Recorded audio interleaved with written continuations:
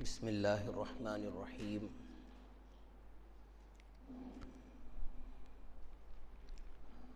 نحمدہ وبہ نستعین ولا حول ولا قوة الا باللہ، اما بعد، قال اللہ تعالی فی کلامہ المجید: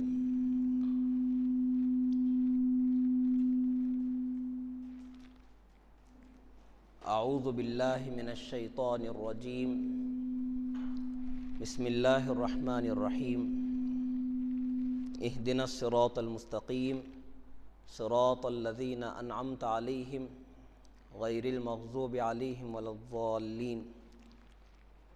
صدق اللہ العلی العظیم۔ وقال النبی صلی اللہ تعالی علیہ وآلہ وسلم: من یعش منکم بعدی فسیری اختلافا کثیرا فعلیکم بسنتی وسنت الخلفاء الراشدین المہدیین تمسکوا بها وعضوا علیہا بالنواجذ، او کما قال النبی صلی اللہ علیہ وآلہ وسلم۔ سبحان ربک رب العزت عما یصفون وسلام علی المرسلین والحمد للہ رب العالمین۔ اللہم صلی علی محمد وعلی آل محمد وبارک وسلم۔ اللہم صلی علی محمد وعلی آل محمد وبارک وسلم۔ اللہم صلی علی محمد وعلی آل محمد وبارک وسلم۔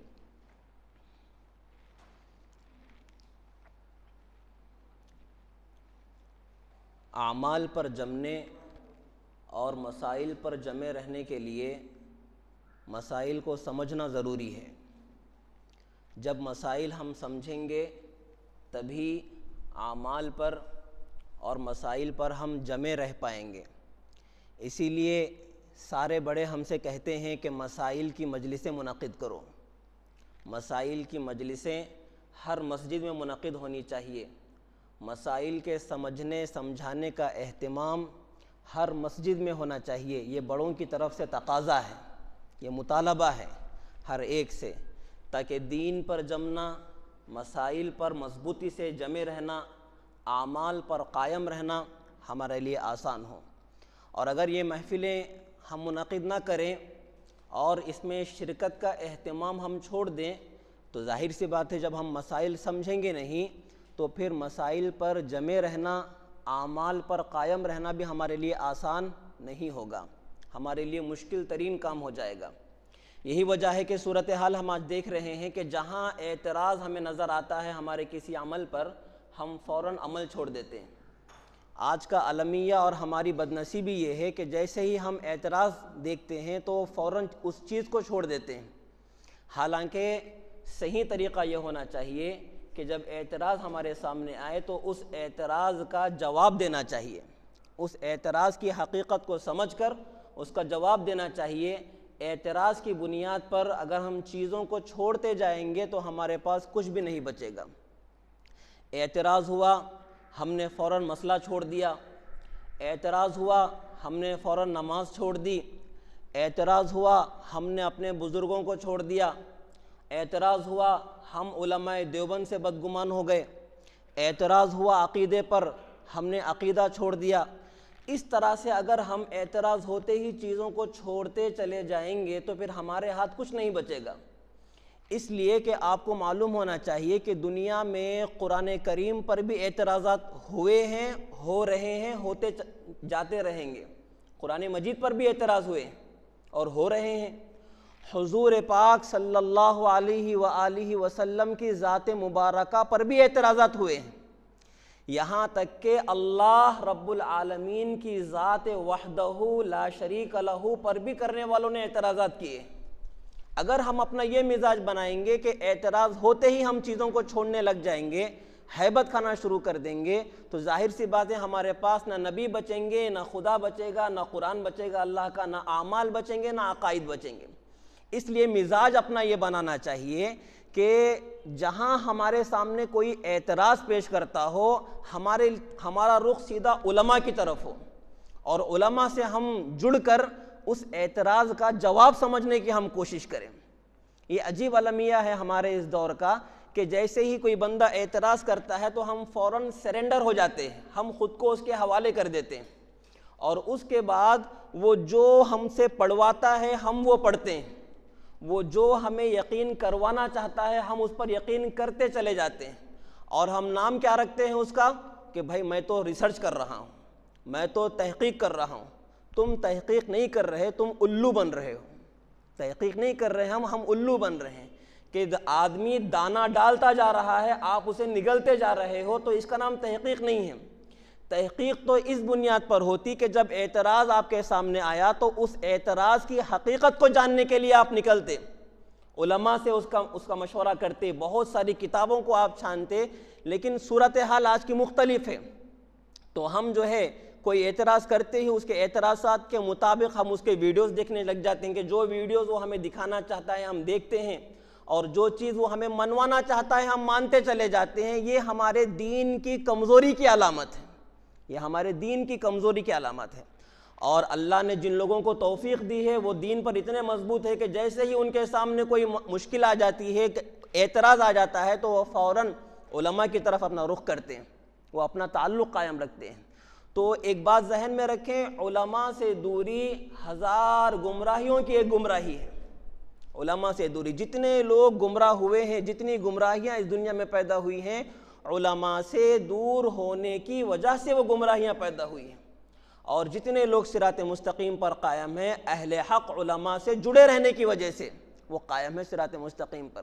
بہرحال یہ تمہیدی گفتگو میں نے آپ کے سامنے کی ہے۔ ہمارے دین کی بنیاد سنت رسول صلی اللہ علیہ وآلہ وسلم پر ہے، حضور پاک علیہ السلام کی سنت پر ہمارے دین کی بنیاد ہے۔ نبی کریم صلی اللہ علیہ وسلم نے فرمایا کہ من یعش منکم بعدی، تم میں سے جو کوئی میرے بعد زندہ رہے گا تو وہ بہت سارا اختلاف دنیا میں دیکھے گا۔ حضور نے خبر دی، اور اس کے بعد حضور نے فرمایا کہ اس اختلاف کا حل کیا ہوگا؟ حضور نے حل بیان فرمایا، فعلیکم بسنتی، اختلافات سے بچنے اور متحد ہونے کا حل یہ ہے کہ سنت پر جمے رہو، سنت سے اپنے آپ کو مضبوطی کے ساتھ جوڑ لو۔ غور فرمانے کی بات ہے کہ حضور علیہ السلام نے یہاں پر سنت کا لفظ فرمایا ہے، اور حدیث کے ذخیرے میں ہم غور کریں تو جہاں جہاں عمل کی طرف توجہ دلانے کی حضور پاک علیہ السلام نے جو ہے اہتمام فرمایا ہے، تو وہاں پر سنت کا لفظ حضور نے وہاں پر جو ہے بیان فرمایا ہے۔ آپ کو معلوم ہے حضور نے فرمایا النکاح من سنتی، نکاح کی ترغیب دینا اور عمل کی طرف توجہ دلانا چاہا تو سنت کا لفظ حضور علیہ السلام نے جو ہے بیان فرمایا۔ اسی طرح حضور نے فرمایا من عمل بسنتی عند فساد امتی فلہ مثل اجر شہید، او کما قال علیہ السلام، کہ جو میری امت کے بگاڑ کے زمانے میں میرے سنت پر عمل کرے گا تو اسے 100 شہیدوں کا ثواب ملے گا۔ تو یہاں پر بھی حضور نے سنت کا لفظ اختیار فرمایا، اور یہاں پر بھی حضور قیامت تک کی امت کو اختلافات سے بچنے اور گمراہیوں سے محفوظ رکھنے کا فارمولہ دے رہے ہیں، تو حضور نے فرمایا علیکم بسنتی، میری سنت کو لازم پکڑو۔ حضور نے یہ نہیں فرمایا علیکم بحدیثی، میری حدیث کو لازم پکڑو، حضور نے یہ نہیں فرمایا، اس لیے کہ سنت اور حدیث میں فرق ہوتا ہے۔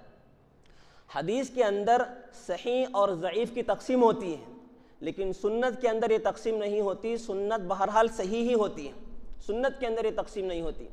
حدیث کے اندر ناسخ اور منسوخ کی تقسیم ہوتی ہے کہ یہ حدیث ناسخ ہے، یہ حدیث منسوخ ہے، لیکن سنت ہمیشہ ناسخ ہوتی ہے، منسوخ کبھی نہیں ہوتی سنت۔ اسی طرح اور بھی فرق ہے کئی سارے۔ تو حضور پاک علیہ السلام نے سنت پر جمع رہنے کا ہمیں حکم فرمایا، علیکم بسنتی۔ سنت کسے کہتے ہیں؟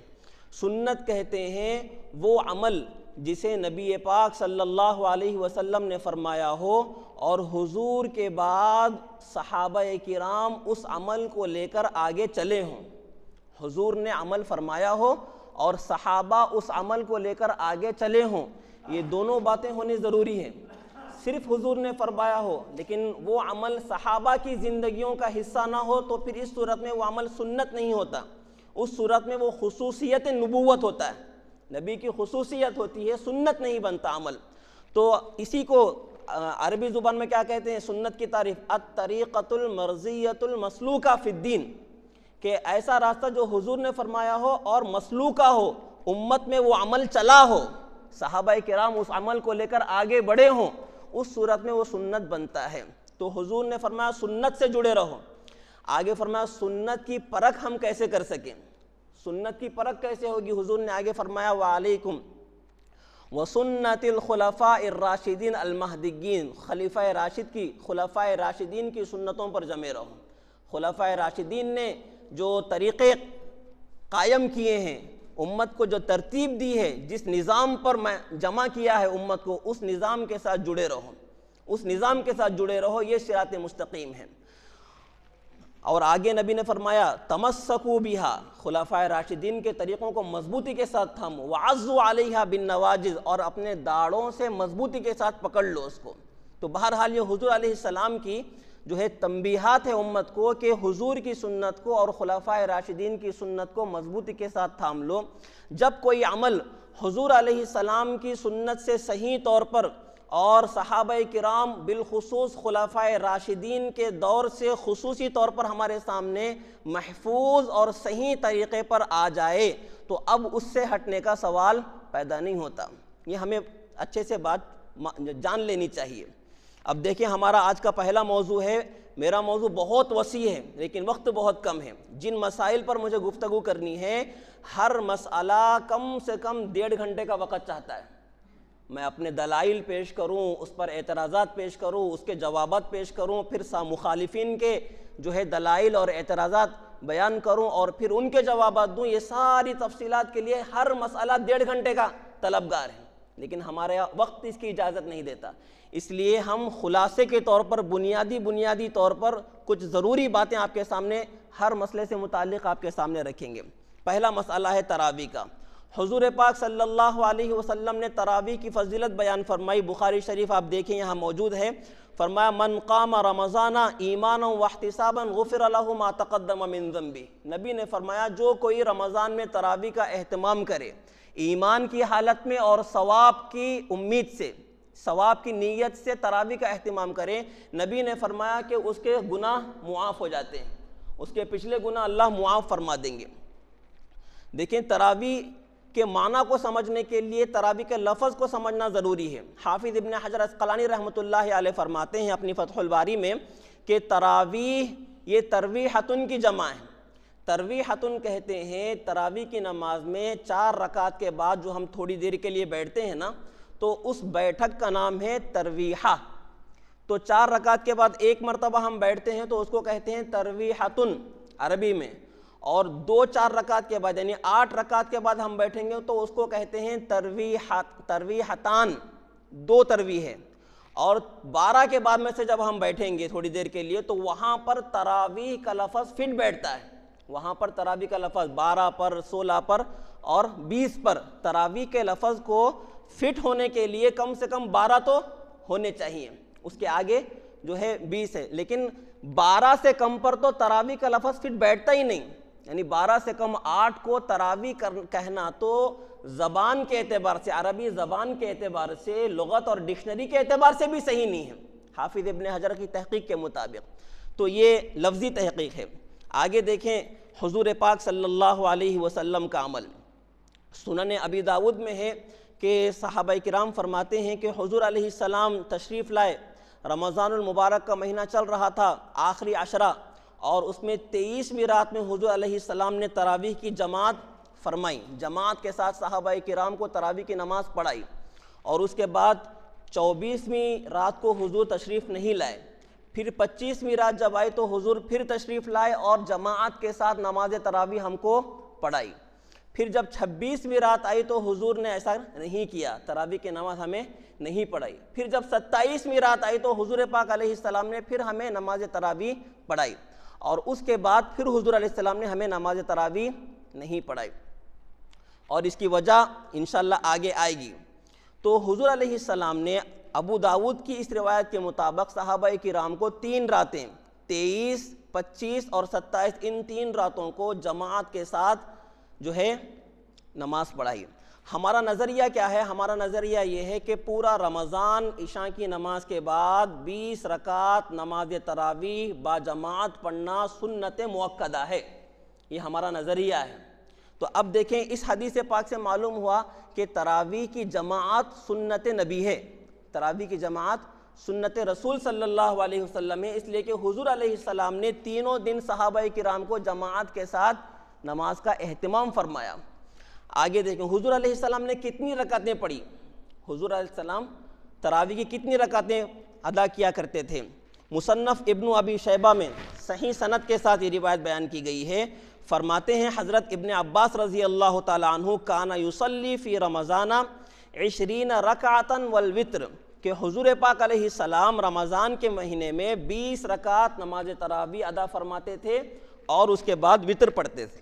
حضور علیہ السلام 20 رکعت نماز تراویح ادا فرماتے تھے اور اس کے بعد وتر کی نماز ادا فرماتے تھے۔ مصنف ابن ابی شیبہ، یہ روایت اپنی بنیاد کے اعتبار سے تمام اعتراضات کے جواب حل کر لینے کے بعد حسن درجے کی روایت ہے، اور امت کا جو عملی قبولیت امت کے اندر ملی ہے اس عمل کو، تو اس کو کہتے ہیں تلقی بالقبول، تلقی بالقبول۔ تو اس سے روایت صحیح ترین مقام کو پہنچ جاتی ہے۔ تو سند کے اعتبار سے یہ روایت حسن ہے، صحیح ہے، اور ہماری دلیل ہے کہ رمضان کے مہینے میں حضور پاک علیہ السلام 20 رکعت نماز تراویح ادا فرماتے تھے۔ آگے بڑھیں، تاریخ جرجان للسہمی رحمہ اللہ فرماتے ہیں حضرت جابر بن عبداللہ رضی اللہ تعالیٰ عنہ قال خرج النبی صلی اللہ علیہ وسلم، حضور علیہ السلام تشریف لائے ذات لیلۃ فی رمضان، رمضان کی ایک رات، فصلی الناس 24 رکعتا وَأَوْتَرَ بِثَلَاثَةٍ، تو لوگوں کو حضور نے 4 رکعت نماز فرض، 20 رکعت نماز تراویح اور 3 رکعت نماز وتر حضور نے پڑھائی۔ یہ حدیث میں موجود ہے کہ حضور نے صحابہ کرام کو 4 رکعت فرض اور 24 رکعت، جس میں سے 4 رکعت فرض ہے، 20 رکعت تراویح، اور آگے فرمایا وَأَوْتَرَ بِثَلَاثَةٍ، 3 رکعت نماز وتر پڑھائی ہے۔ یہ حضور پاک علیہ السلام کا عمل صحیح سند کے ساتھ ہمارے سامنے پیش ہو گیا۔ معلوم ہوا کہ 20 رکعت تراویح بھی نبی کی سنت، جماعت کے ساتھ پڑھنا بھی نبی کی سنت۔ جب حضور علیہ السلام نے 3 دن نماز پڑھائے اور اس کے بعد حضور نہیں آئے، صحابہ کرام کا معمول کیا تھا؟ حدیث میں موجود ہے سنن ابی داؤد میں کہ حضور علیہ السلام 28ویں رات کو تشریف نہیں لائے، صحابہ انتظار فرما رہے تھے۔ دوسرے دن صبح حضور علیہ السلام نے صحابہ سے فرمایا کہ میں جانتا تھا کہ تم میرا انتظار کر رہے تھے، لیکن میں اس لیے نہیں آیا اس ڈر سے کہ اگر میں تمہیں اسی طرح پڑھاتا رہوں گا تو کہیں تراویح کی یہ نماز تم پر فرض نہ ہو جائے، اور اگر فرض ہو جائے تو پھر تم اسے برداشت نہ کر سکو، تمہارے اوپر مشقت اور مشکل ہو جائے۔ تو امت کی خیر خواہی میں حضور علیہ السلام نہیں آئے۔ تو صحابہ کرام کا عمل کیا تھا؟ صحابہ کرام کا عمل سنن ابی داؤد باب قیام رمضان میں حضرت ابو ہریرہ رضی اللہ تعالیٰ عنہ سے بیان ہے کہ حضور علیہ السلام مسجد نبوی تشریف لائے، دیکھا صحابہ کرام کو کہ 2-2 4-4 ہو کر چھوٹی چھوٹی جماعتوں میں، ٹولیوں میں اپنی نماز تراویح ادا کر رہے تھے۔ حضور علیہ السلام نے پوچھا کہ یہ کیا کر رہے ہیں؟ تو صحابی نے جواب دیا کہ یہ تراویح کی نماز پڑھ رہے ہیں، چونکہ یہ ان میں سے بعض قرآن پڑھنا نہیں جانتے تو ایک کو امام بنا رکھا ہے اور 2-2 3-3 4-4 کر کے یہ چھوٹی چھوٹی جماعتوں میں نماز ادا کر رہے ہیں۔ تو دیکھیں حضور علیہ السلام نے کیا جواب دیا۔ سنن ابی داؤد میں یہ الفاظ ہے اصابوا ونعم ما صنعوا، کہ انہوں نے اچھا کیا اور صحیح کام ہی کر رہے ہیں۔ حضور علیہ السلام نے اپنی طرف سے رضامندی کا اعلان فرمایا۔ اور آگے السنن الکبریٰ للبیہقی میں بھی حضور کے الفاظ نقل کیے گئے ہیں کہ حضور کو جب یہ پتہ چلا کہ صحابہ تراویح کا اہتمام بڑے شوق سے کر رہے ہیں اس طرح سے مختصر جماعتوں کی صورت میں، نبی نے فرمایا قد احسنوا او قد اصابوا، نبی نے فرمایا کہ بہت اچھا کام کر رہے ہیں۔ ولم یکرہ ذالک لہم، اور ناپسندیدگی نبی کے چہرے پر نہیں آئی، رضامندی نبی علیہ السلام نے فرمایا۔ السنن الکبریٰ للبیہقی۔ آگے کیا مرحلہ ہے؟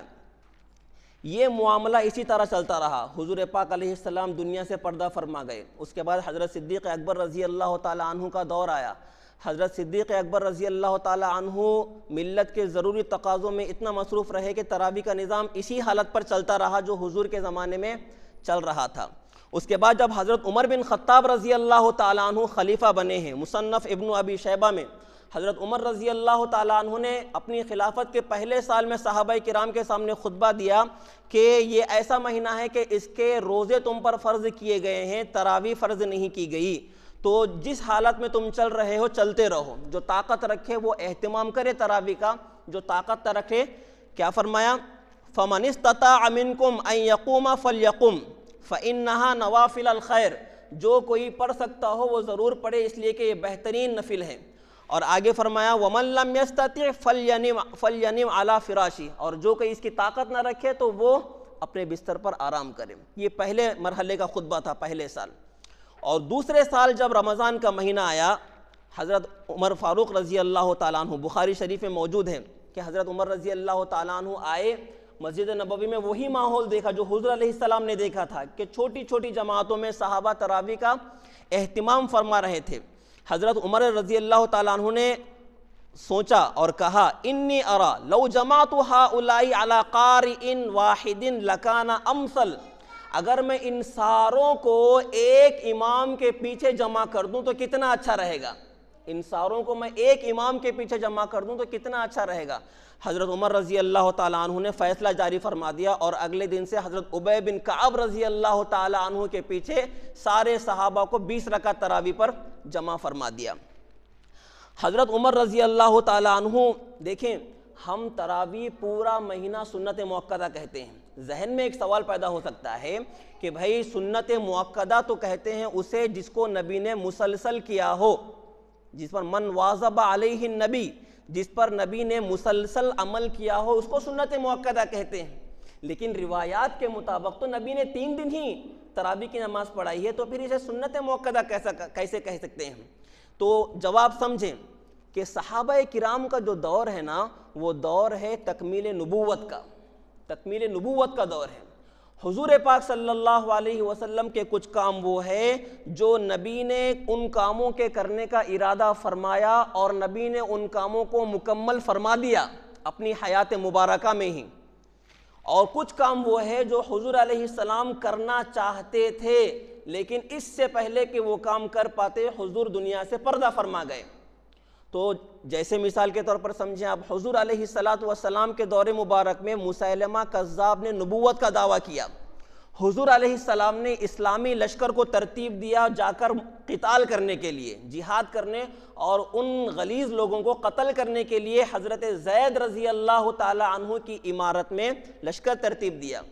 جیسے ہی وہ لشکر نکلا تھا حضور علیہ السلام دنیا سے انتقال فرما گئے اور وہ لشکر واپس مدینہ طیبہ آ گیا۔ حضرت ابو بکر صدیق رضی اللہ تعالیٰ عنہ جیسے ہی خلیفہ بنے تو انہوں نے پہلا کام کیا کیا؟ حضور علیہ السلام نے جو کام شروع کیا تھا اس کام کو ختم کرنے کے لیے پہلا قدم آگے بڑھایا کہ جو لشکر نبی نے ترتیب دیا تھا وہ لشکر فوراً روانہ ہو جائے اور جس مقصد کو حضور علیہ السلام نے ان کو دیا تھا وہ مقصد پورا کرے، جا کر مسیلمہ کذاب کو قتل کر کے آئے۔ تو جو کام نبی نے شروع کیا تھا حضرت صدیق اکبر نے وہ کام ختم فرمایا۔ حضور پاک علیہ السلام نے تراویح کا اہتمام فرمایا، لیکن حضور نے تراویح کا باضابطہ اہتمام کیوں نہیں فرمایا؟ کہ حضور نے فرمایا کہ میں ڈرتا ہوں اس بات سے کہیں یہ تراویح تم پر فرض نہ ہو جائے۔ تو اس سے کیا بات سمجھ میں آتی ہے کہ حضور کی خواہش تھی کہ تراویح کا باضابطہ اہتمام رہے، لیکن نبوت کی طرف سے یہ اہتمام کیا جائے تو ہو سکتا ہے اللہ کی طرف سے فرضیت کا حکم نازل ہو اور امت مشقت میں پڑ جائے۔ تو حضرت عمر رضی اللہ تعالیٰ عنہ نے حضور پاک علیہ السلام کے اس منشے، اس خواہش کو سامنے رکھتے ہوئے سارے صحابہ کرام کو باضابطہ طور پر پورے مہینے کے لیے تراویح کا اہتمام جاری فرما دیا۔ تو چونکہ حضور کا شروع کیا ہوا کام تھا، خواہش حضور نے کی تھی، پوری حضرت عمر نے فرمائی ہے اس کو، اس لیے تراویح کی نماز پورا مہینہ جماعت کے ساتھ 20 رکعت پڑھنے کو ہم سنت موقدہ کہتے ہیں۔ کیوں؟ اس لیے کہ اس کی اصل حضور پاک علیہ السلام کی منشا ہے، حضور علیہ السلام کی دلی چاہت ہے اس کے پیچھے۔ آگے دیکھیں، دور خلافت میں حضرت عمر رضی اللہ تعالیٰ عنہ کے 20 رکعت نماز تراویح ہوتی رہی۔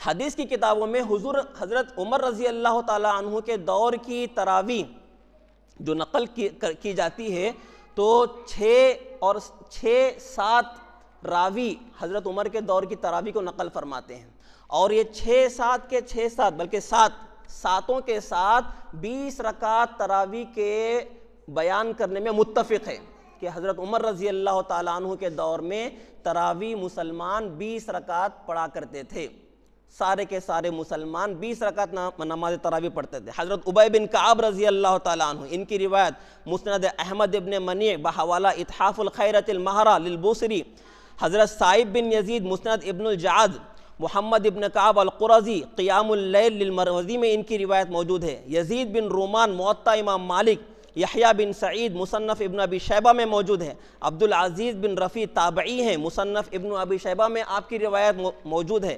حسن بصری رحمۃ اللہ علیہ تابعی ہے، آپ کی روایت سنن ابی داود میں موجود ہے۔ تو یہ ساتوں کے ساتوں راوی ہیں اور سند بالکل محفوظ ہے، بالکل مضبوط سند کے ساتھ یہ روایتیں نقل کی گئی ہے۔ بعض سندیں بخاری مسلم کی شرط پر ہے، بعض سندیں حسن درجے کی ہے، اور ساری کی ساری حجت ہے۔ تو سارے کے سارے متفق ہے اس بات کو بیان کرنے میں کہ حضرت عمر رضی اللہ تعالیٰ عنہ کے دور میں تراویح 20 رکعت ہوا کرتی تھی۔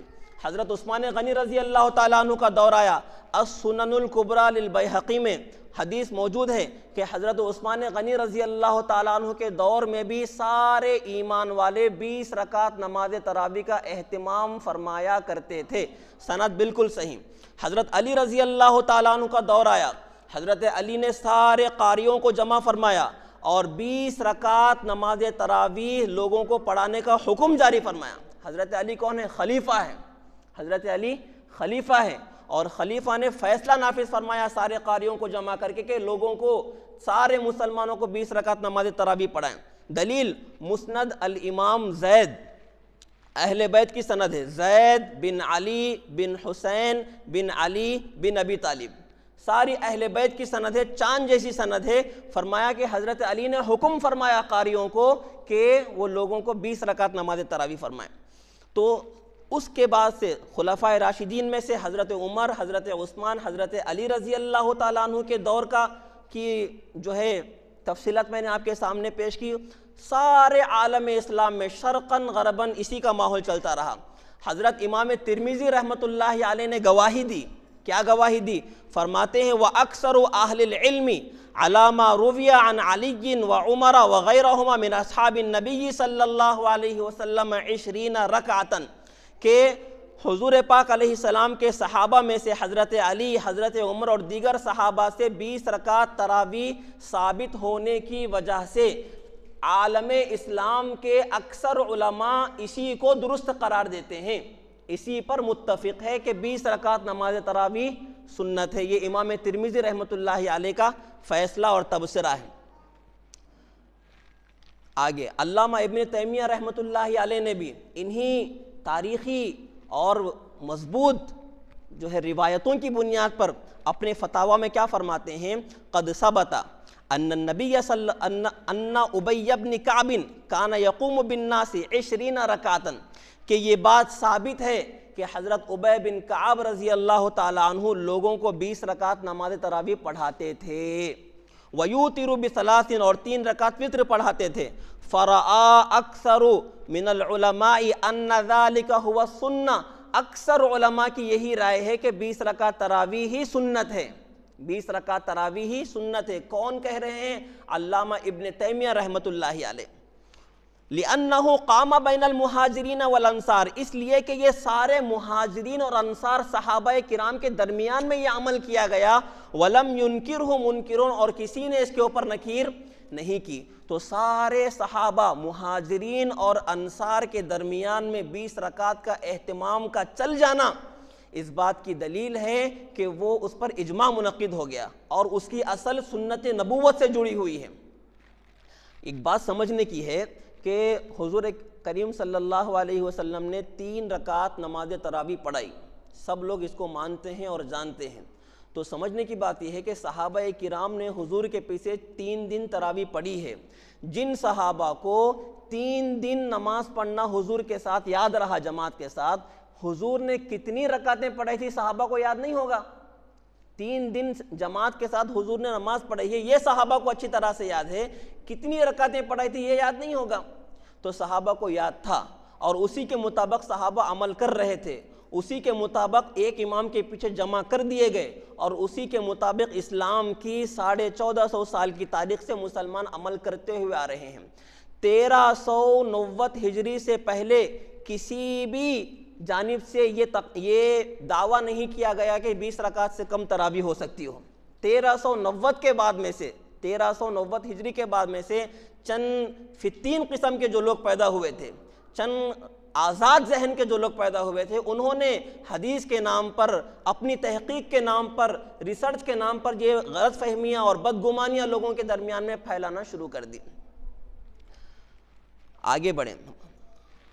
اسلامی شہر مکہ مکرمہ ہو، مدینہ منورہ ہو، بصرہ ہو، کوفہ ہو، یہاں پر بھی ہمیشہ سے 20 رکعت تراویح کا اہتمام ہوتا چلا رہا ہے۔ جتنے مشائخ گزرے، جتنے ائمہ گزرے، سارے کے سارے اس پر متفق ہیں۔ دنیا کے 4 بڑے مشہور مسالک، حنفیہ، مالکیہ، شافعیہ، حنبلیہ، سب کا اس پر اتفاق ہے، اجماع ہے کہ تراویح 20 رکعت سنت مؤکدہ ہیں۔ جب حرمین کے اندر یہ فتنہ اٹھنے لگا کہ تراویح 20 رکعت سے ہٹ کر 8 ہونی چاہیے یا اور کچھ ہونی چاہیے، تو اس وقت میں مدینہ منورہ کے سابق قاضی اور مسجد نبوی کے مشہور مدرس شیخ عطیہ سالم نے اپنی ایک کتاب ترتیب دی۔ کتاب کا نام کیا ہے؟ التراویح اکثر من 1000 عام۔ التراویح اکثر من 1000 عام، یہ کتاب کی جس کے اندر پوری اسلامی تاریخ کو مستند طور پر حوالے کے ساتھ جو ہے پیش کیا، جو ایک آفیشل ڈاکیومنٹس ہے ہمارے پاس کہ ساری اسلامی تاریخ میں حرمین میں 20 رکعت تراویح ہی ہوتی چلی آ رہی ہے۔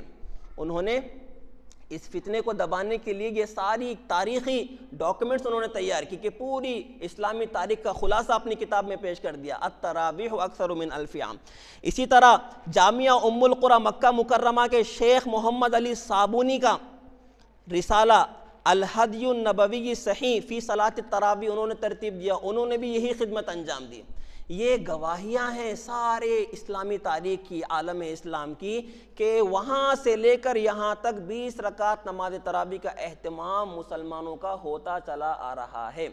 اور حضور علیہ السلام کا معمول بھی یہی ہے کہ حدیث میں آتا ہے کہ جب رمضان کا مہینہ آتا تو شد مئزرہ ولم یأت فراشہ، کہ حضور اپنی تہبند مضبوطی سے باندھ لیتے اور بستر پر نہ آتے، یعنی کثرت کے ساتھ حضور عبادت فرمایا کرتے تھے۔ اب سمجھنا یہ ہے کہ 20 کے اندر کثرت ہے یا 8 کے اندر کثرت ہے؟ کثرت کس کے اندر ہے کہ زیادہ عبادت کیسے ہو پائے گی؟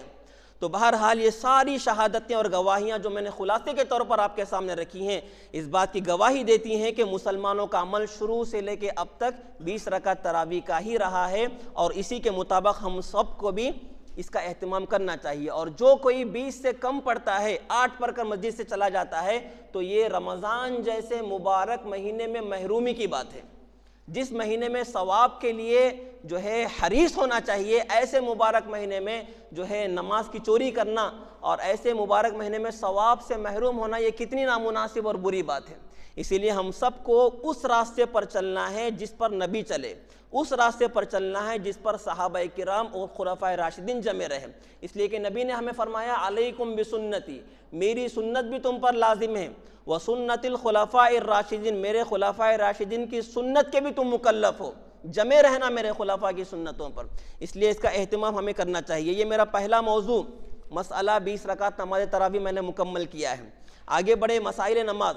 ہم اہل السنت والجماعت احناف دیوبند اپنے عقائد پر بھی دلائل رکھتے ہیں، اپنے مسائل پر بھی دلائل رکھتے ہیں، نہ ہمارے عقائد بے دلیل ہے، نہ ہمارے مسائل بے دلیل ہے۔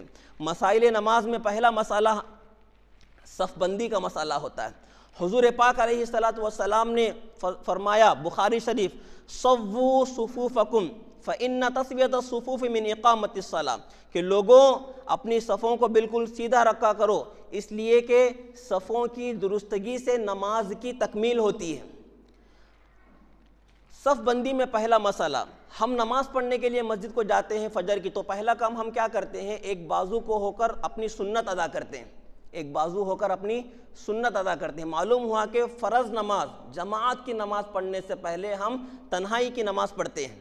تو پہلے مسئلہ بھی یہ حل ہونا چاہیے کہ تنہا نماز جب ہم پڑھ رہے ہوں تو ہمارے پیروں کے درمیان میں فاصلہ کتنا ہونا چاہیے۔ دیکھیں اس مسئلے پر ہم سب سے پہلے اللہ کا قرآن پیش کرتے ہیں۔ حضرت متکلم اسلام فرماتے ہیں اس مسئلے پر ہماری سب سے پہلی دلیل اللہ کا قرآن ہے۔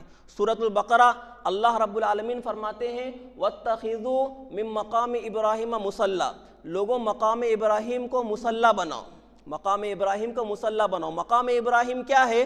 وہ پتھر جس کو اللہ نے آسمان سے اتارا، حضرت ابراہیم علیہ السلام اس پتھر پر کھڑے ہو کر کعبۃ اللہ کی تعمیر فرمایا کرتے تھے۔ اس پتھر کے بارے میں اللہ نے فرمایا کہ اس مقام ابراہیم کو مصلی بناؤ۔ اس پتھر پر حضرت ابراہیم علیہ السلام کے کھڑے ہونے کی وجہ سے ان کے مبارک قدموں کے نشانات بنے ہوئے ہیں۔ آپ دیکھیں اس پتھر کو، اللہ ہم سب کو نصیب فرمائے دیکھنا، اس پتھر کو ہم دیکھیں گے اگر ان دو قدموں کے درمیان میں فاصلہ 4 انگل کا ہو، فاصلہ 4 انگل کا ہو، جو کہ ہمارا نظریہ ہے کہ کم سے کم نمازی کے لیے دونوں پیروں کے درمیان میں فاصلہ 4 انگل کا ہونا چاہیے، اور اگر جسامت کی وجہ سے تھوڑا بہت کم زیادتی ہو جائے تو اس میں کوئی حرج بھی نہیں ہے۔ کسی کا جسم بڑا ہو اور اپنے جسم کی مناسبت سے 4 انگل سے کچھ زیادہ اگر اس کا فاصلہ ہو رہا ہو تو اس میں کوئی حرج بھی نہیں ہے۔ تو ہماری دلیل اس مسئلے میں سب سے پہلے اللہ کا قرآن ہے کہ اللہ نے قرآن میں فرمایا مقام ابراہیم کو مصلی بناؤ۔ مقام ابراہیم کو ہم دیکھیں حضرت ابراہیم علیہ السلام کے قدموں کے نشانات اس پر بنے ہوئے ہیں، ان قدموں کے درمیان میں فاصلہ آپ کو دیکھیں، آپ کو اپنا مسلک سمجھ میں آ جائے گا کہ ہمارا مسلک پیر پھیلا کر چوڑے رکھ کے کھڑے ہونے کا نہیں ہے بلکہ مناسب مقدار سے کھڑے ہونا ہے۔ علامہ ابن قدامہ کی المغنی اور مصنف عبد الرزاق میں حضرت ابن عمر رضی اللہ تعالی عنہ کا عمل نقل کیا گیا، فرمایا وَكَانَ ابْنُ عُمَرْ لَا يَفْرُجُ بَيْنَ قَدَمَيْهِ وَلَا يَمَسُّ إِحْدَاهُمَا بِالْأُخْرَى وَلَكِنْ بَيْنَ ذَلِكَ، حضرت ابن عمر رضی اللہ تعالی عنہ نماز کی حالت میں نہ تو اپنے پیروں کو زیادہ پھیلاتے تھے اور نہ ہی بالکل ایک کو دوسرے سے چمٹا دیتے تھے، نہ تو پھیلاتے تھے اور نہ ہی ایک کو دوسرے سے چمٹا لیتے تھے، وَلَكِنْ بَيْنَ ذَلِكَ، بلکہ درمیانی طریقے پر کھڑے ہوتے تھے، لَا يُقَارِبُ وَلَا يُبَاعِدُ، نہ بالکل قریب نہ بالکل زیادہ۔ یہ حضرت ابن عمر رضی اللہ تعالیٰ عنہ کا اثر۔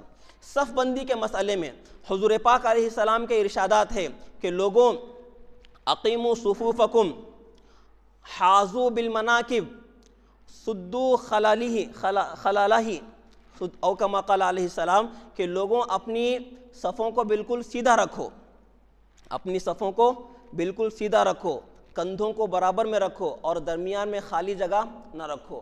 قدموں کے درمیان میں وہی فاصلہ ہوگا جو تنہائی کی نماز میں ہوگا، اور آگے صف جب بنائی جائے گی تو بالکل قریب قریب ہو کر مل کر اس طرح کھڑے رہیں گے کہ درمیان میں کوئی جگہ خالی نہ رہے۔ لیکن اس ملنے کا مطلب یہ نہیں ہے کہ ہم پیروں کو ٹخنوں کو ایک دوسرے سے چمٹا لیں۔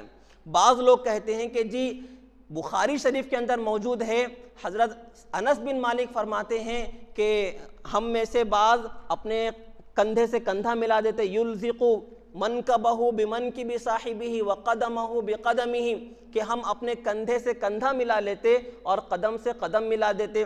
اگر بخاری شریف کے حضرت انس بن مالک کے اس قول پر عمل کیا جائے گا، ہم قدم ملائیں گے تو ہمارے کندھوں کے درمیان میں فاصلہ ہو جائے گا، کندھے ملانے کی کوشش کریں گے قدم کے درمیان میں فاصلہ ہوگا۔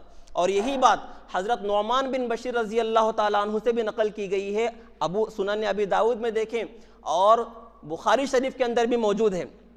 فرماتے ہیں کہ ہم میں سے ایک یلزق منکبہ بمنکب صاحبہ ورکبتہ برکبت صاحبہ وکعبہ بکعبہ وقدمہ بقدمہ، فرماتے ہیں کہ ہم میں کا ایک اپنے کندھے کو بازو والے کے کندھے سے ملا دیتا، اپنے گھٹنے کو بازو والے کے گھٹنے سے ملا دیتا، اپنے ٹخنے کو بازو والے کے ٹخنے سے ملا دیتا اور اپنے قدم کو بازو والے کے قدم سے ملا دیتا۔ تو ان حدیث سے لوگوں کو غلط فہمی ہو گئی، وہ یہ سمجھتے ہیں کہ ڈکشنری میں چونکہ الزق یلزق الزاق کا معنی آتا ہے ایک چیز کو دوسری چیز سے چپکا دینا، تو اسی لیے وہ اس غلط فہمی میں پڑ گئے کہ چونکہ الزاق کا معنی ہے ڈکشنری میں چپکانا، تو اسی لیے ہم بازو والے کے پیر سے پیر چپکائیں گے، تو انہوں نے اس سے غلط فہمی میں پڑ گئے۔ اب آپ خود سوچیں، اگر اس کی حقیقت پر عمل کرنے کی کوشش کریں گے تو کیسی شکل بنے گی؟ آپ خود 2 آدمی کھڑے ہو جائیں اور دیکھیں اپنا قدم بازو والے کے قدم سے آپ ملائیں اس کے بعد ٹخنا بازو والے کے ٹخنے سے آپ ملائے، اس کے بعد گھٹنا اپنا بازو والے کے گھٹنے سے آپ ملائے، اس کے بعد کندھا بازو والے کے کندھے سے ملانے کی آپ کوشش کریں گے، آپ کو اندازہ ہوگا کہ کیسی بگڑی ہوئی شکل بنے گی اور کتنی مشقت اس کے اندر پیش آئے گی۔ تو سب سے پہلے حقیقت پر عمل کرنا ممکن نہیں ہے۔ اسی لیے جتنے محدثین نے، فقہا نے احادیث میں موجود ان الفاظ کا مطلب بیان فرمایا، انہوں نے اس بات کی صراحت کی کہ یہاں پر یلزقو سے اور رسو سے چپکانا مراد نہیں ہے، بلکہ قریب قریب ہو کر صف کو سیدھا کرنا۔ آپ دیکھیں میں حوالہ پیش کر رہا ہوں، حافظ ابن حجر عسقلانی نے اپنی فتح الباری میں، علامہ قسطلانی نے اپنی ارشاد الساری میں، علامہ عینی نے اپنی عمدۃ القاری میں، علامہ کشمیری رحمہ اللہ نے فیض الباری میں، عبد المحسن عباد رحمہ اللہ نے شرح ابی داود میں، علامہ بن نوری رحمۃ اللہ علیہ نے اپنی معارف السنن میں، اس طرح کے اور بھی بے شمار ان محدثین اور فقہا جنہوں نے حدیث کا معنی سمجھایا ہے، انہوں نے کیا مطلب لکھا ہے اس کا؟ المراد بذالک المبالغۃ فی تعدیل الصف وسد خللہم، کہ اس سے مراد یہ ہے کہ صفوں کو سیدھا کرنا اور درمیان کے خلا کو، درمیان کی خالی جگہ کو پر کرنے کو مبالغے کے طور پر یہ بیان کیا گیا ہے، مبالغے کے طور پر یہ بات کہی گئی ہے۔ مثال کے طور پر ہم کبھی جو ہے کسی دعوت میں کھانا پیٹ بھر کھا لیتے ہیں، اب کوئی ہم سے کہتا ہے کہ کچھ اور کھا لیں، تو ہم کیا کہتے ہیں کہ ابھی حلق تک کھا لیا، ابھی حلق تک کھا لیا، کہنے والے لوگ کہتے ہیں اس طرح سے، لیکن اس کا معنی یہ نہیں سمجھتا کوئی بھی کہ صحیح میں حلق تک کھائے نہ، بلکہ اس کا معنی یہ سمجھا جاتا ہے کہ پیٹ بھر کھا چکے۔ تو پیٹ بھر کھانا تو یہاں پر ہے، لیکن تعبیر کی جا رہی ہے کہ حلق تک میں کھا لیا، دونوں میں تو فرق بہت ہے۔ تو بعض مرتبہ معنی کی شدت سمجھانے کے لیے، سنگینی بتانے کے لیے، بہت زیادہ اہتمام سمجھانے کے لیے الفاظ اس طرح سے بیان کر دیے جاتے ہیں۔ یہی وجہ ہے کہ امت کی تاریخ میں یہ معنی کسی نے مراد نہیں لیا کہ پیر سے پیروں کو چپکاؤ، بازو والوں کے گھٹنے سے گھٹنا چپکاؤ، اس سے وہ چپکاؤ، کسی نے مراد نہیں لیا۔ میں نے آپ کے سامنے حوالے پیش کیے، سب نے یہ معنی مراد لیا ہے کہ اس سے مراد صف کو سیدھا کرنے کا اہتمام ہے۔ اور رسا یا رسو کے معنی، الزق یلزقو کے معنی جہاں پر اہل لغت جو ہے چپکانے کے کرتے ہیں، وہیں پر قریب ہونے کے معنی بھی بیان کرتے ہیں۔ اس کے حوالے میرے پاس موجود ہیں۔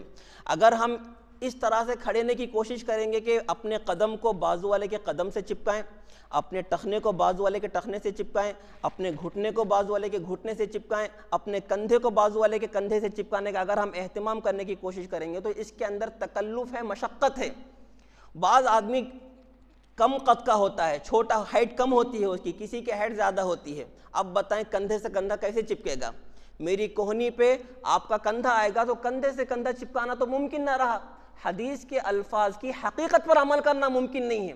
اسی لیے ایک معنی احادیث میں موجود الفاظ کا وہ ہے جو امت کی تاریخ کے فقہا اور محدثین نے بیان فرمایا ہے، ایک معنی وہ ہے جو آج کل کے پڑھے لکھے جاہل لوگ ڈکشنری کی مدد سے بیان کرنے کی کوشش کرتے ہیں۔ ہم وہ معنی مراد لیتے ہیں جو اسلامی تاریخ کے فقہا نے مراد لیا ہے، ہم وہ معنی مراد لیتے ہیں جو ہے اسلامی تاریخ کے محدثین نے مراد لیا ہے۔ آج کل کے ٹپوری اور یوٹیوبرز لوگ جو بیان کرتے ہیں، ہم اس معنی کو اہمیت نہیں دیتے ہیں، اس لیے کہ ان کا کچھ بھی علمی توازن قائم نہیں ہے۔ آگے بڑھیں۔ تکبیر تحریمہ کے لیے ہم ہاتھ کہاں تک اٹھائیں؟ اس سلسلے میں احادیث مختلف ہے۔ بخاری شریف آپ دیکھیں، الفاظ ملتے ہیں حضور نے اپنے ہاتھ اٹھائے اپنے کندھوں تک، رفع یدیہ حذو منکبیہ۔ آپ مسلم شریف کی ایک حدیث کو دیکھیں، الفاظ ملتے ہیں رفع یدیہ حتی یحاذی بہما اذنیہ، نبی نے اپنے ہاتھ اٹھائے اپنے کانوں تک۔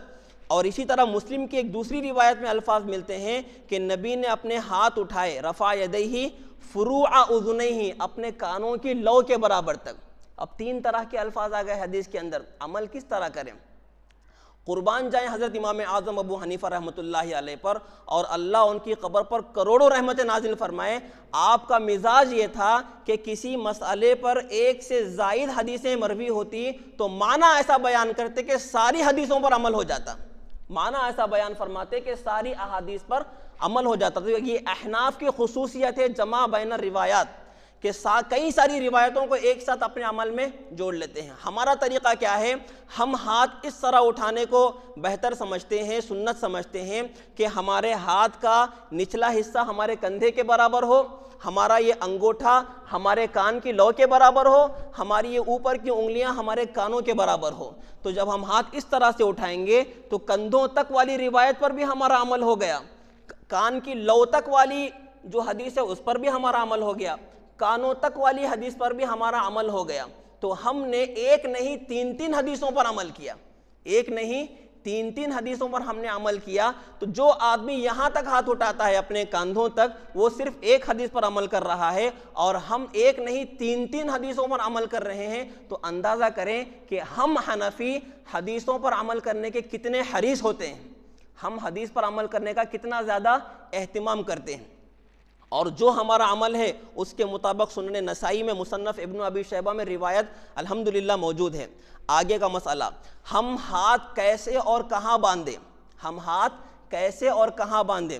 توجہ سے سنیں، ہمارا عمل ہے دائیں ہاتھ کو بائیں ہاتھ پر رکھنا، نمبر 1، دایاں ہاتھ بائیں ہاتھ پر رکھنا، نمبر 2، دایاں ہاتھ کی ہتھیلی بائیں ہاتھ کی ہتھیلی کی پشت پر رکھنا اور اپنے گٹے اور اپنی کلائی پر رکھنا، نمبر 3، اپنے انگوٹھے اور چھوٹی انگلی سے اپنے گٹے کو پکڑ لینا، اپنے ہاتھ کو پکڑ لینا، اور نمبر 4، اپنے ان دونوں ہاتھوں کو ناف کے نیچے باندھ لینا، دایاں ہاتھ بائیں ہاتھ کی پشت پر، ہتھیلی کی پشت پر، کلائی اور بازو پر، اور اپنی ان دونوں انگلیوں سے اپنے ہاتھ کو ہم پکڑ لیں گے اور اپنے دونوں ہاتھوں کو ناف کے نیچے باندھ لیں گے۔ دیکھیں احادیث موجود ہے، بخاری شریف حضرت سہل بن سعد رضی اللہ تعالیٰ عنہ فرماتے ہیں، کان الناس یؤمرون ان یضع الرجل ید الیمنی علی ذراعہ الیسری، لوگوں حضور پاک علیہ السلام کے زمانے میں لوگوں کو حکم دیا جاتا تھا کہ وہ اپنا دایاں ہاتھ اپنے بائیں بازو پر رکھے۔ آگے بڑھیں، بخاری شریف اور آگے صحیح ابن حبان، نسائی شریف اور ابو داود میں موجود ہے، حضرت وائل فرماتے ہیں کہ میں نے حضور علیہ السلام کی نماز دیکھی اور بہت غور سے دیکھی۔ حضور علیہ السلام نے اپنا دایاں ہاتھ اپنے بائیں ہاتھ کی ہتھیلی کی پشت پر رکھا، وضع یدہ الیمنی علی ظہر کفہ الیسری، ظہر کفہ الیسری پر اپنا ہاتھ رکھا، والرسغ والساعد، صحیح ابن حبان، نسائی اور ابو داود۔ اور آگے بڑھیں، صحیح ابن حبان میں حضرت ابن عباس رضی اللہ تعالیٰ عنہ سے مروی ہے، نبی علیہ السلام نے فرمایا، انا معشر الانبیاء، ہم نبیوں کی جماعت، ہم کو اللہ نے حکم فرمایا، ان نؤخر سحورنا ونعجل فطرنا وان نمسک بایماننا علی شمائلنا فی صلاتنا، کہ ہمیں اس بات کا حکم دیا گیا کہ ہم سحری کو آخری وقت تک کریں، ہمیں اس بات کا حکم دیا گیا کہ افطار کو بروقت کریں، اس افطار کے کرنے میں ہم جلدی کریں۔ اس کا مطلب یہ نہیں ہے کہ سورج غروب ہونے سے پہلے کر لیں ہم افطار، بلکہ جب وقت شروع ہو جائے افطار کا، پہلے مرحلے میں ہم افطار سے فارغ ہو جائیں۔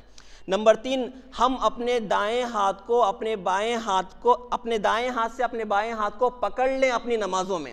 نبی نے فرمایا کہ ہم نبیوں کی جماعت کو اس کا حکم دیا گیا کہ ہم اپنے دائیں ہاتھ کو اپنے دائیں ہاتھ سے اپنے بائیں ہاتھ کو پکڑ لیں۔ 3 ہو گئے۔ آگے حضرت وائل بن حجر فرماتے ہیں، مصنف ابن ابی شیبہ، روایات بالکل بخاری اور مسلم کے راوی ہیں سارے، فرماتے ہیں، رأیت النبی صلی اللہ علیہ وسلم، میں نے حضور پاک صلی اللہ علیہ وسلم کو دیکھا، وضع یمینہ علی شمالہ فی الصلاۃ تحت السرہ، کہ حضور نے اپنا دایاں ہاتھ اپنے بائیں ہاتھ پر نماز میں ناف کے نیچے رکھا، حضور نے اپنا دایاں ہاتھ اپنے بائیں ہاتھ پر نماز میں ناف کے نیچے رکھا۔ مصنف ابن ابی شیبہ میں یہ حدیث موجود ہے۔ تو ہم نے اپنے عمل پر 4 حدیثیں پیش کی، ہاتھ کیسے باندھے اور کہاں باندھے، اس پر ہمارے پاس 4 حدیثیں موجود ہیں۔ تو ہم احناف وہ لوگ ہیں جو ایک نہیں کئی حدیثوں پر عمل کرتے ہیں، اور باوجود اس کے ہم پر الزام کیا لگتا ہے کہ یہ لوگ حدیث پر عمل نہیں کرتے، یہ تو اپنے اماموں کی باتوں پہ عمل کرتے ہیں۔ یہ کتنی ناانصافی اور کتنا بڑا ظلم ہے ہمارے اوپر کہ ہمارے دلائل نہیں دیکھے جاتے اور نہیں سوچے جاتے کچھ بھی، اور اس طرح کے گھٹیا الزامات ہمارے اوپر لگائے جاتے ہیں۔ تو ہاتھ ناف کے نیچے باندھے جائیں گے۔ میں نے کئی سارے دلائل یہاں پر جمع کیے ہیں۔ قرآن مجید کی آیت فصلی لربک وانحر، سنن الاسرم بحوالہ التمہید لابن عبد البر میں اس آیت کی تفسیر نقل کی گئی، وضع الیمنی علی الیسری تحت السرہ، صحیح سند کے ساتھ بیان کیا گیا کہ اس کا مطلب یہ ہے ونحر کا اپنے دائیں ہاتھ کو اپنے بائیں ہاتھ پر ناف کے نیچے باندھنا۔ مصنف ابن ابی شیبہ کی روایت میں نے آپ کے سامنے پڑھ لی، اور مسند امام زید بن علی، اس سے پہلے بھی حوالہ دیا ہوں، اہل بیت کی سند ہے، فرماتے ہیں حضرت علی رضی اللہ تعالی عنہ نے فرمایا ثلاث من اخلاق الانبیاء، 3 باتیں نبیوں کے اخلاق اور عادات میں سے ہیں۔ نمبر 1 تعجیل الافطار و تاخیر السحور، افطار میں جلدی کرنا، سحری میں تاخیر کرنا، اور وضع الکف علی الکف تحت السرہ، ہتھیلی کو ہتھیلی پر ناف کے نیچے باندھنا، یہ اہل بیت کی سند سے ہے۔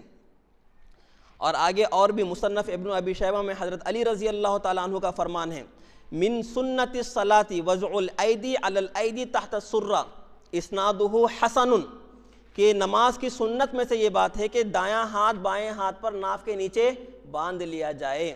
اس طرح کی اور بھی کئی ساری روایتیں موجود ہیں ہماری فائلز کے اندر، فی الحال چونکہ خلاصہ بیان کرنے کے لیے ہم بیٹھے ہیں اس لیے ساروں کا احاطہ ممکن نہیں ہے۔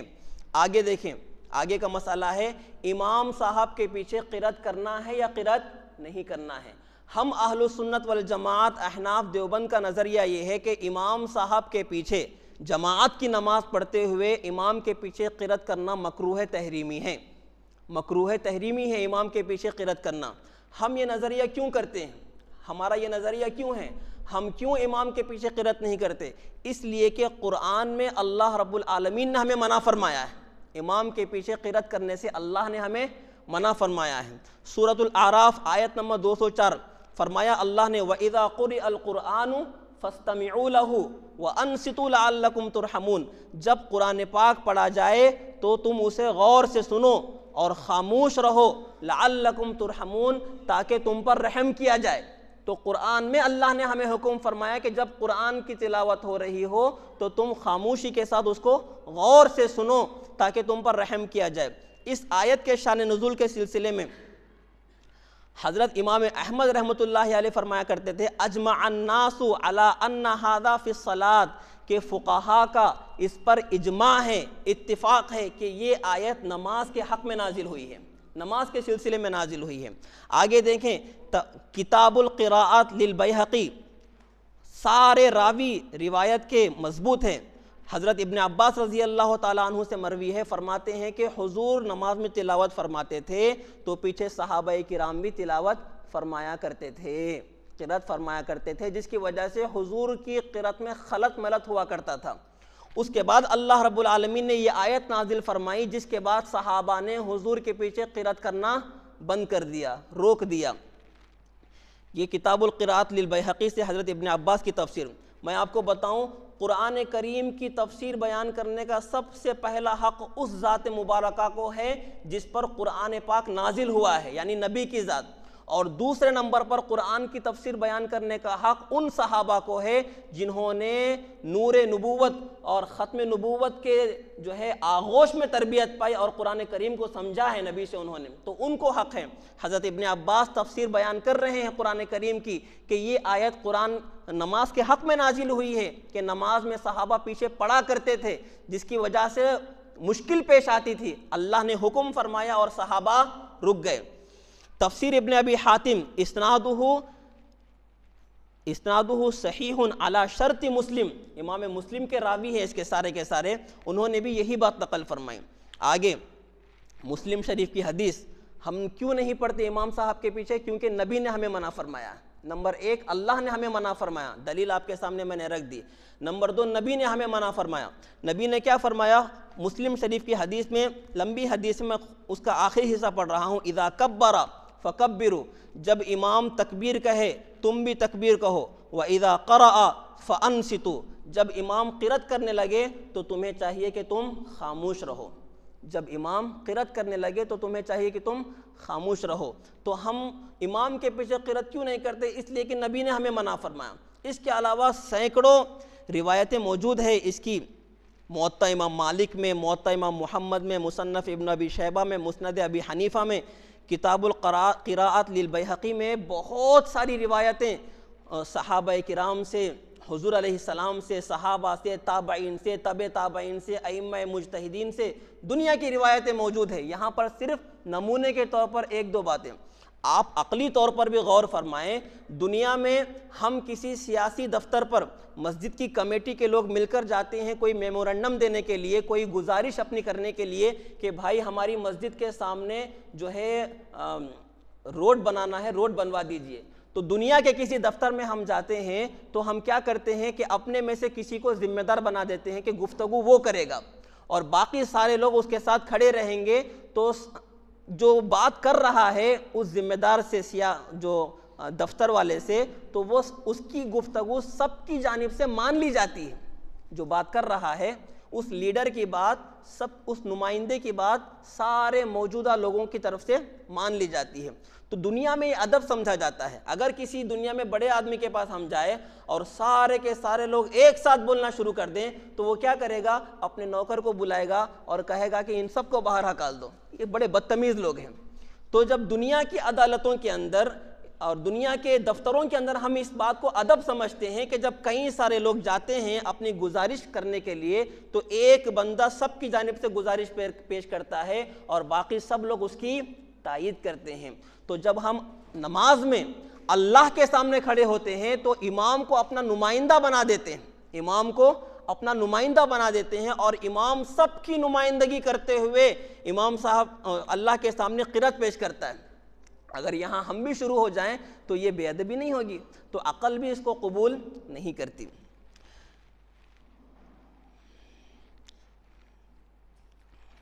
آگے کا مسئلہ، سورہ فاتحہ مکمل ہونے کے بعد آمین ہم زور سے کہیں یا آہستہ کہیں؟ ہمارا نظریہ یہ ہے کہ آمین ہم آہستہ کہیں گے، ہم آمین آہستہ کہیں گے۔ کیوں کہیں گے؟ اس لیے کہ آمین یا تو دعا ہے،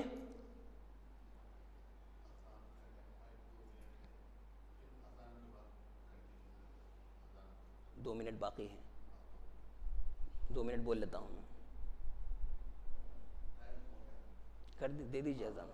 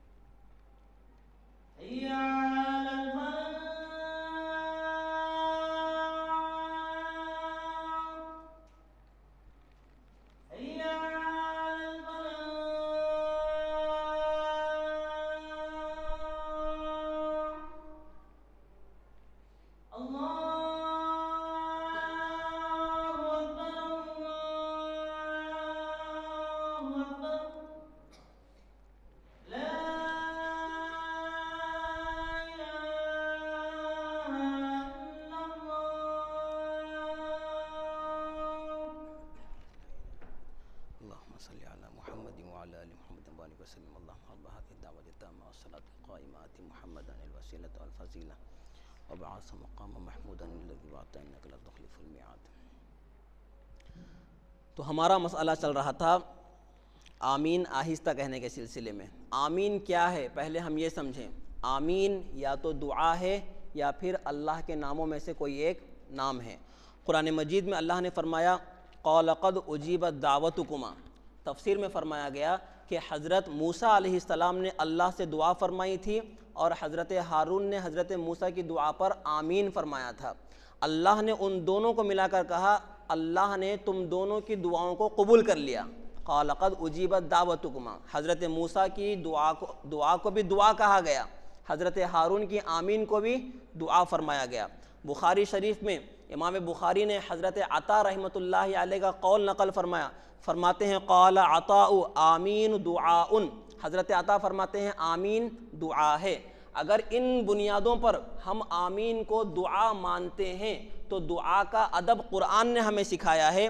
ادعوا ربکم تضرعا وخفیہ, کہ دعا تضرع اور انکساری کے ساتھ اور آہستگی کے ساتھ مانگو اللہ سے. تو آمین کو دعا ماننے کی صورت میں بھی قرآن نے ادب سکھایا کہ دعا میں اصل یہ ہے خفگی ہو, آہستگی کے ساتھ یہ دعا کی جائے. اور اگر آمین کو ہم اللہ کا نام مانتے ہیں, مصنف ابن ابی شیبہ میں, مصنف عبد الرزاق میں نقل کیا گیا ہے آمین اسماء من اسماء اللہ تعالی, کہ آمین اللہ کے ناموں میں سے ایک نام ہے. اگر آمین کو اللہ کا نام ہم مانتے ہیں تو اس صورت میں آمین کہنا ذکر میں شامل ہوگا. اللہ کا نام لینے کو ذکر کہتے ہیں.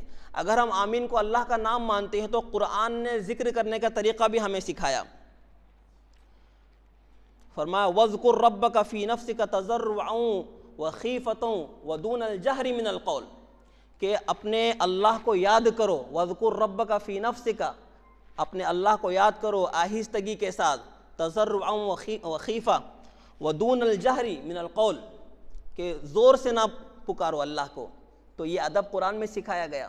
تو آمین کو اگر ہم دعا مانتے ہیں تب بھی قرآن نے ہماری رہبری کی کہ آہستہ ہونا چاہیے. آمین کو اگر ہم اللہ کے ناموں میں سے ایک نام مانتے ہیں تب بھی قرآن نے ادب سکھایا ذکر کا کہ وہ آہستہ ہونا چاہیے. آگے دیکھیں مسند ابی داؤد الطیالسی میں حضرت وائل بن حجر رضی اللہ تعالیٰ عنہ کی حدیث موجود ہے جس کی سند بخاری اور مسلم کے طرح کی ہے, سارے راوی بخاری مسلم کے ہیں. فرماتے ہیں انہ صلی مع النبی صلی اللہ علیہ وسلم, کہ انہوں نے حضور علیہ السلام کے ساتھ نماز پڑھی. فلما قرأ غیر المغضوب علیہم ولا الضالین, جب حضور نے غیر المغضوب علیہم ولا الضالین پڑھ لیا قال آمین, تو حضور نے آمین فرمایا. خفض بہا صوتہ, آہستہ سے آمین فرمایا حضور نے. تو اس حدیث پاک سے بھی ہمیں قرآن سے بھی مسئلہ سمجھ آیا, حدیث سے بھی مسئلہ سمجھ آیا. آگے بڑھیں, ایک مسئلہ جس کو بہت بڑا بکھیڑا بنایا جاتا ہے وہ ہے نماز کی حالت میں رکوع جاتے وقت اور رکوع سے اٹھتے وقت رفع الیدین, ہاتھ اٹھانے کا مسئلہ. ہم اہل السنت والجماعت احناف دیوبند نماز میں رکوع کو جاتے وقت اور رکوع سے اٹھنے کے بعد ہاتھ نہیں اٹھاتے, رفع الیدین ہم نہیں کرتے. ہم کیوں نہیں کرتے؟ قرآن مجید ہماری پہلی دلیل دستور کے مطابق سورۃ المؤمنون میں اللہ پاک فرماتے ہیں قد افلح المؤمنون الذین هم فی صلاتهم خاشعون. خاشعون سے مراد کیا ہے؟ میں نے کہا کہ قرآن کی تفسیر کا سب سے پہلا حق حضور پاک صلی اللہ علیہ وسلم کو ہے, اس لیے کہ قرآن آپ پر نازل ہوا ہے, اور دوسرا حق آپ کے صحابہ کو ہے. حضور پاک علیہ السلام کے صحابہ میں سے حضرت عبداللہ ابن عباس رضی اللہ تعالی عنہما فرماتے ہیں خاشعون ای مخبتون متواضعون لا یلتفتون یمینا ولا شمالا ولا یرفعون ایدیہم فی الصلاۃ. فرمایا کہ نماز میں ہاتھ نہ اٹھانا, نماز میں اپنے ہاتھوں کو نہ اٹھانا مراد ہے خاشعین سے, اور بھی کچھ. اسی طرح دوسری تفسیر سمرقندی میں حضرت حسن بصری رحمۃ اللہ علیہ سے تفسیر نقل کی گئی, تابعی ہے حضرت حسن بصری, انہوں نے بھی یہی تفسیر فرمائی. آگے بڑھیں, احادیث کی دنیا میں ہم آئیں. سنن نسائی حضرت عبداللہ بن سنن, اور سب سے پہلے کتاب العلل للدارقطنی حضرت علی رضی اللہ تعالیٰ عنہ سے مروی ہے کہ وہ فرماتے ہیں کہ میں نے حضور کو دیکھا کہ حضور نے نماز شروع فرمائی, شروع میں ہاتھ اٹھائے اور ختم نماز تک اپنے ہاتھ دوبارہ سے نہیں اٹھائے. حضرت علی رضی اللہ تعالیٰ عنہ سے, اور اس روایت کو نقل کرنے والے سارے بخاری اور مسلم کے راوی ہیں. بخاری کے جو راوی ہے اور مسلم شریف کے جو راوی ہے وہی راوی اس حدیث کے اندر موجود ہے. حضرت علی رضی اللہ تعالیٰ عنہ سے یہ حدیث نقل کی گئی ہے. آگے بڑھیں سنن نسائی. حضرت ابن مسعود رضی اللہ تعالیٰ عنہ فرماتے ہیں کیا میں تمہیں نبی کی نماز نہ دکھاؤں؟ اور اس کے بعد حضرت ابن مسعود رضی اللہ تعالیٰ عنہ نے اپنے شاگردوں کو نبی کی نماز پڑھ کر بتائی. فلم یرفع یدیہ الا فی اول مرہ، کہ انہوں نے نماز کے شروع میں رفع دین فرمایا اور درمیان میں کہیں پر بھی رفع دین نہیں فرمایا. اس سے آپ کو اندازہ ہو رہا ہے کہ ہمارا جو عمل ہے، یہ کہنا کہ ہمارے عمل پر دلائل موجود نہیں ہے، یہ کتنی بڑی خیانت کی بات ہے اور کتنا بڑا جھوٹ ہے، بلکہ انکار حدیث ہے. اگر کوئی بندہ یہ کہتا ہے کہ احناف اپنی نماز کے مسائل میں دلائل نہیں رکھتے تو سب سے پہلے مرحلے میں وہ منکر حدیث ہے، وہ حدیثوں کا انکار کر رہا ہے. بہت سارے لوگ یہ کرتے ہیں کہ نماز میں رفع دین نہ کرنے کی حدیثیں موجود ہے ہی نہیں، تو یہ مکمل طور پر جو نفی کی جاتی ہے، یہ کہو کہ آپ عمل نہیں کرتے ان حدیثوں پر، بات سمجھ آتی ہے لیکن حدیثیں ہے ہی نہیں، یہ کہنا یہ کتنی بڑی خیانت اور کتنی بڑی جسارت اور جرأت کی بات ہے. حضور پاک علیہ السلام کی احادیث کا آپ انکار کر رہے ہو جی، تو عمل نہ کرنا اور بات ہے، انکار کرنا بڑی جرأت کی بات ہے. اس لیے ایسے لوگوں کو جو ہے فکر کرنی چاہیے اپنے ایمان کے بارے میں کہ نبی کی احادیث کا انکار ہم کر کے ہم کبھی جو ہے دنیا میں خوشحال نہیں ہو سکتے، اللہ کو راضی ہم نہیں کر سکتے. آگے دیکھیں کتاب المعجم لابی بکر الاسماعیلی فرماتے ہیں کہ میں نے نبی کے ساتھ نماز پڑھی. حضرت ابن مسعود فرماتے ہیں میں نے نبی کے پیچھے نماز پڑھی، حضرت ابو بکر کے پیچھے نماز پڑھی، حضرت عمر کے پیچھے نماز پڑھی. یہ سارے حضرات نماز کے شروع میں رفع دین فرماتے تھے اور اس کے علاوہ کہیں پر رفع دین نہیں فرماتے تھے. آگے چلیں، مسلم شریف میں حضور پاک علیہ السلام نے صحابہ کو منع فرمایا اور حکم فرمایا اسکنوا فی الصلاۃ، نماز میں سکون اختیار کرو، رفع الیدین کر کے اپنی نماز کا سکون خراب مت کرو. مسلم شریف میں یہ حدیث موجود ہے. اہل مکہ اور اہل مدینہ اور ترک رفع الیدین. امام مالک رحمۃ اللہ علیہ امام دار الہجرہ کہے جاتے ہیں، مدینہ منورہ کے امام ہیں. تو حضرت امام مالک رحمۃ اللہ علیہ فرماتے ہیں لا اعرف رفع الیدین فی الشیء من تکبیرۃ الصلاۃ لا فی خفض ولا فی رفع الا عند افتتاح الصلاۃ. فرماتے ہیں کہ نماز کے شروع کے علاوہ باقی کسی رفع دین کو میں جانتا ہی نہیں ہوں. فرماتے ہیں یہ بہت بڑی دلیل ہے. حضرت امام مالک رحمۃ اللہ علیہ مدینہ کے امام ہیں، خیر القرون کے ہیں، اور یہ گواہی دے رہے ہیں کہ لوگوں میں رواج ہے ہی نہیں اس کا. مدینہ حضور پاک کا شہر ہے، مدینہ صحابہ کا مسکن ہے مدینہ، اور حضور کے جاتے ہی پہلی صدی میں حضور کی نماز بدل جائے یہ ممکن نہیں ہے. یہ ممکن نہیں ہے کہ نماز حضور کے دنیا سے رخصت ہوتے ہی لوگوں نے صحابہ نبی کی نماز بدل دیتے. صحابہ سے تو ایسی امیدیں ہمیں وابستہ نہیں ہیں. تو یقینی بات یہ ہے کہ حضور نے ترک فرما دیا تھا، رفع الیدین کو نبی نے چھوڑ دیا تھا، اسی لیے مدینہ منورہ جیسے نبی کے شہر میں اس کا رواج موجود نہیں تھا، جس کی وجہ سے حضرت امام مالک رحمۃ اللہ علیہ گواہی دے رہے ہیں کہ لا اعرف شیئا، میں رفع الیدین نام کی کسی چیز کو نہیں جانتا، شروع نماز کے علاوہ کسی جگہ میں رفع الیدین کو نہیں جانتا. کتاب اخبار الفقہاء والمحدثین ایک کتاب ہے، میرے فون میں موجود ہے. اس میں صحابی گواہی دیتے ہیں کہ ہم حضور پاک صلی اللہ علیہ وسلم کے ساتھ مکہ میں موجود تھے. حضور علیہ السلام نے مکہ میں نماز میں رفع الیدین فرمایا، حضور کے ساتھ ہم نے بھی رفع الیدین فرمایا. حضور نے مکہ سے مدینہ کی طرف ہجرت فرمائی، جب مدینہ حضور پہنچے ہیں تو حضور نے نماز میں رفع الیدین چھوڑ دیا، ہم نے بھی چھوڑ دیا. فرماتے ہیں کہ نبی مکہ میں فرماتے تھے تو ہم بھی نبی کے ساتھ فرماتے تھے، مدینہ آنے کے بعد حضور نے چھوڑ دیا تو ہم نے بھی چھوڑ دیا. تو جس عمل کے بارے میں صاف گواہی اور صحیح سند کے ساتھ یہ بات موجود ہو کہ نبی نے اس کو چھوڑ دیا ہو، اور مدینہ جیسے شہر کے اندر، نبی کے شہر کے اندر اس کا رواج نہ ہو، یہ کتنی بڑی شہادتیں ہیں، گواہیاں ہیں کہ یہ عمل ہمارے لیے جو ہے سنت نہیں ہے. اور ایسے ہی کوفہ، حضرت علی رضی اللہ تعالیٰ عنہ جب خلیفہ بنے تو دارالخلافہ مدینہ سے کوفہ منتقل ہو گیا تھا، اور 1500 مضبوط روایتوں کے مطابق 1500 صحابہ وہاں پر موجود ہے، اور بعض روایتوں کے مطابق 2000 صحابہ وہاں پر موجود ہونا ثابت ہوتا ہے. تاریخی روایات سے یہ بات صحیح طور پر ثابت ہے کہ کوئی بھی رفع الیدین نہیں فرماتے تھے نماز میں شروع نماز کے علاوہ کوئی بھی رفع الیدین نہیں فرماتے تھے. میں نے نماز کے یہ مختصر مسائل آپ کے سامنے دلائل کی روشنی میں مختصراً عرض کیے ہیں. اس سے کم آپ کو اس بات پر اطمینان ہونا چاہیے کہ ہماری جو نماز ہم ادا کرتے ہیں اس نماز میں ہم بے دلیل نہیں ہیں، بلکہ ہمارے پاس مضبوط اور ٹھوس دلائل موجود ہیں، اور ایسے دلائل موجود ہیں کہ ان دلائل کا مقابلہ نہیں کیا جا سکتا، ان دلائل کا انکار نہیں کیا جا سکتا، ان دلائل کو نظر انداز نہیں کیا جا سکتا۔ تو اس لیے ہماری اپنی عوام سے یہی گزارش ہے کہ جو مسائل اور جو اعمال ہمارے ہیں احناف کے، ہمارے جو نظریات ہیں، وہ یقیناً قرآن مجید کی روشنی میں اور احادیث مبارکہ سے مؤید ہے، مضبوط ہے اور ثابت ہے مکمل طور پر۔ اس لیے خواہ کے شک میں پڑنے کی اور ڈاؤٹ میں رہنے کی اور پریشان رہنے کی ہمیں ضرورت نہیں ہے۔ ہماری پریشانی کی واحد وجہ یہ ہے کہ ہم علماء سے دور ہیں۔ اگر ہم علماء کے قریب رہیں تو پھر ہمیں پریشانی نہیں ہوگی۔ اس لیے گمراہیوں سے بچنے کا واحد راستہ یہ ہے کہ ہم علماء سے اپنی دوریاں کم کریں، ان سے دوستانہ تعلقات قائم کریں۔ جیسے ہی آپ کو کوئی شبہ ہو آپ عالم سے پوچھیں کہ مفتی صاحب آپ کی مسجد میں کتنا مضبوط اور کتنا جید عالم دین آپ کا خطیب ہے، اور کھمم کے منتخب اور مضبوط علماء میں اس کا شمار ہوتا ہے۔ مفتی آصف علی میرے دوست ہیں، اتنے مضبوط عالم دین کے ہوتے ہوئے آپ لوگ شک اور ڈاؤٹ میں مبتلا رہتے ہو، کتنی تعجب کی بات ہے۔ اسی لیے اپنے علماء کی قدر کرنا ہم سیکھیں اور ان سے علمی فائدہ حاصل کرنا ہم سیکھیں۔ اللہ پاک ہم سب کو کہنے سننے سے زیادہ عمل کی توفیق عطا فرمائے۔ کیا حکم